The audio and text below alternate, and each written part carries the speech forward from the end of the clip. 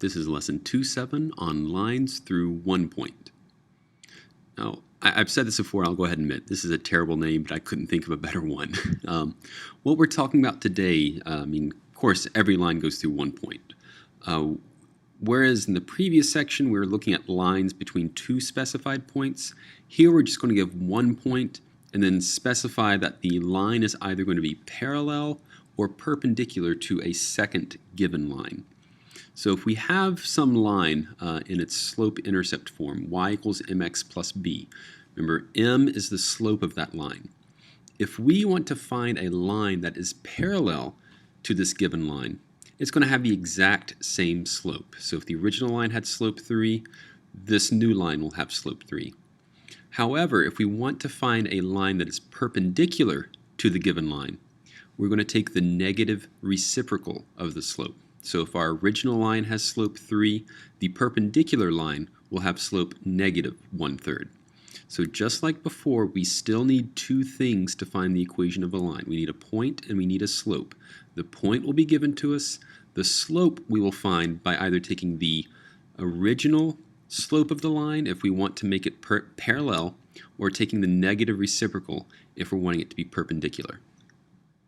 So let's consider this example. Find the slope-intercept form of the line through negative 3, 4 and parallel to y equals 5x minus 1. So remember, the two things we need to find the equation of a line: we need to find a point that the line goes through, we need to find the slope of the line. The point that we go through, well, it's given to us, negative 3, 4. So we want to find the equation of a line that goes through this point. We want it to have a particular slope. We want it to be parallel to this line. Well, if it's going to be parallel, it's going to have the same slope as this line. Notice that since this line is already in slope-intercept form, we know that the slope is just going to be 5. We want the exact same slope, so our new line will also have slope 5. At this point, we just plug in these values into our point slope form. So y minus 4 equals 5 times x minus negative 3, so plus 3. And again, to get to slope-intercept form, we just solve for y. So y minus 4 equals 5x plus 15. So y equals 5x plus 19. So that's our final answer. It has the exact same slope as our original line, just a different y-intercept now. So it's not the same line, but it is going to be parallel. It has the exact same slope. So here's another one. Find the slope-intercept form of the line through 3, negative 1 and perpendicular to y equals 5 minus 2x. So once again, we need a point. In this case, our point is going to be 3, negative 1. And we need a slope. Our slope, since it's perpendicular to this line, it's going to be the negative reciprocal of the slope here. Remember, when we solve for y, the slope is going to be whatever coefficient we have for x. So here the coefficient is negative 2, so we want the negative reciprocal. So negative 2 becomes positive 2, its reciprocal will be positive 1/2. So our point slope form of the line then is y minus negative 1, so plus 1, equals 1/2 times x minus 3. To get this into slope-intercept form, once again, we just solve for y. So let's multiply everything out. 1/2 x minus 3/2 x. Sorry, minus 3/2. I subtract 1 from both sides. So 1/2 x. Negative 3/2 minus 1, or minus 2/2, becomes minus 5/2. So here's the equation of our line. So let's consider an application of these facts. So find the equation of the line tangent to the circle x squared plus y squared equals 25 at 3, 4.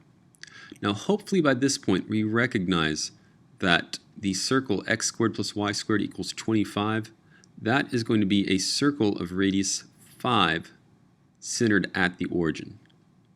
So there's our circle of radius 5, the point 3, 4. That's going to be, say, right about there. Now, a tangent line, if you don't remember what that means, it's a line that basically just touches the circle at that single point. So our tangent line is going to look something like that. Now what's interesting about this is the tangent line for a circle has the interesting property that it's going to be perpendicular to the radius going to this point. So if it's perpendicular, that means if we can find the slope of this radius, we can figure out what the slope of this line is going to be. And sure enough, we can find the slope of this radius because we know 2 points that it goes through. It goes through 3, 4, and it goes through the origin. So the slope of the radius, so let me say mr for slope of the radius, it's the change in y, so 4 minus 0, over the change in x, 3 minus 0, so in other words, 4/3. So the slope of our line then, since we want it to be perpendicular to this radius, it's going to be the negative reciprocal. So in this case, negative 3/4. So once again, we have the exact two things we need to find the equation of a line. We have its slope, we have a point that it goes through, so we're in business. So y minus y1, in this case 4, equals m, negative 3/4, times x minus x1. So in this case 3. So if we want to get this into slope-intercept form, once again, multiply everything out, solve for y, we're done. So we multiply out the negative 3/4, make sure you distribute correctly. So this is going to be plus positive 9/4. Then I add 4 to both sides, so negative 3/4 x. 4 is the same as 16/4, so 16/4 plus 9/4 will be 25/4. And there's the equation of my tangent line.